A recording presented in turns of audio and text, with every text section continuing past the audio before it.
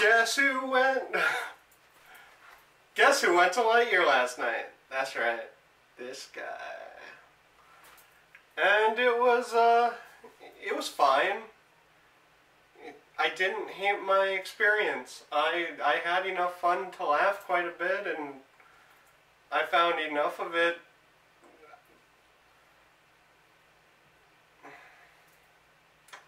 Look, it's a fun movie, but God, there is not a lot here to talk about. It's very underwhelming.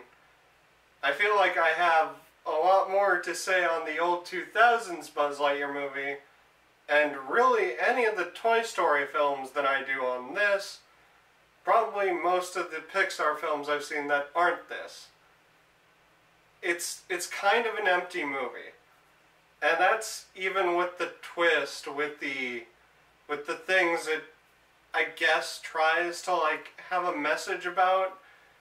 But when it comes down to it, without spoiling what that actual twist or message is, it's basically that storyline the Flash really likes, where it talks about how mistakes make somebody, or how situations make somebody, and how you shouldn't take that away. That's a fine message, but I've seen it told in The Flash in very similar ways better. So I could just read like volume 2 of the New 52 run of The Flash if I really wanted that. I'm not getting much new here. There is a sequence kind of like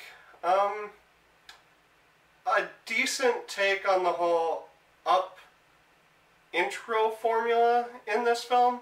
That's fine, that's good, it's as fun as it can be, so that's great.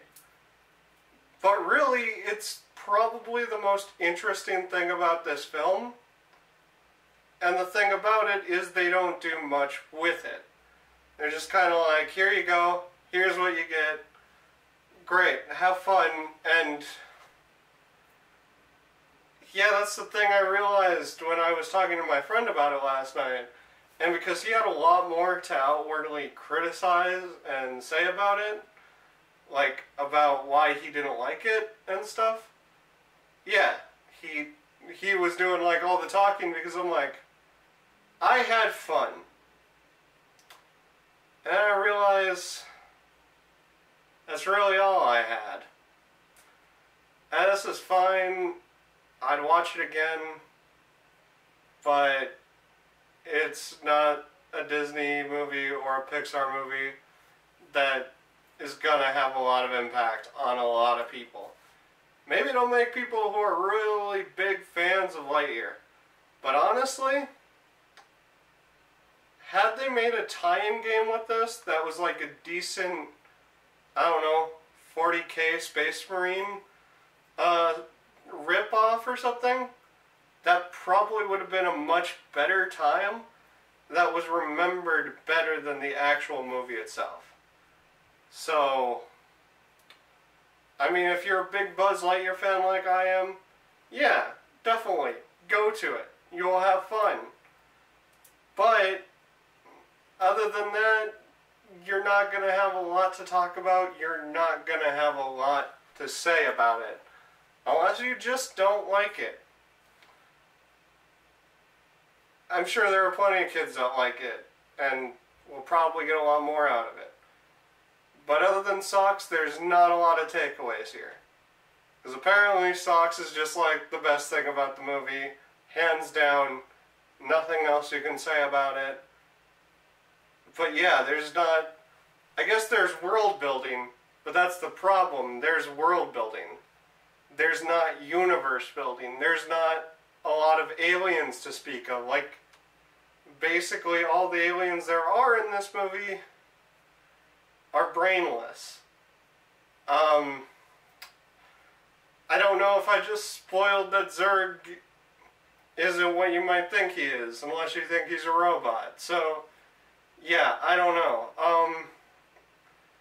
This movie needed probably more worlds, better writing, better mostly everything, and could have benefited from like alien support characters who, you know, would have probably made the supporting cast at least a little bit more interesting. I like this movie quite a bit, but if I'm being honest, it's probably as close to a guilty pleasure as a non-guilty pleasure can get for me. So yeah, probably just skip it if you aren't invested because it's Buzz Lightyear. Other than that, no, I got one really big criticism of this movie. And it's got nothing to do with the film itself. Well, it does, but barely. It's the text scroll at the beginning of it that says this is the film from 1995 that Andy saw to get him invested in fucking Buzz Lightyear. And no, it's not. I mean, it would have been fine if the director just, like, said that in an interview or something. But no, they try and sell you at the beginning of the movie that that is the truth. And this does not look like a movie from 1995. Almost nothing about it says movie from 1995, and that is a problem when you're trying to sell someone who, you know, knows what a movie from 1995 is on that. It's like that whole Matrix problem where they tried to tell you that those games with the really good video clips were from like when the Matrix movies came out, and everybody's like, no, it's not. That's not how technology worked back then. And that's about the only thing that really pissed me off about this movie. Other than that, fun movie. It doesn't fill me with a lot of strong emotions. I had fun, but that's all I can really say about it. I can say more about Crimes of the Future, and honestly that movie's kind of boring, as weird as that may sound. So, yeah, go at your own risk. All I'm saying is if there's a sequel or something, I just hope they do more with the actual universe, because they really need to take advantage of the setting, which they didn't do at all in this film. But until next time, this is Mad Silence, signing out.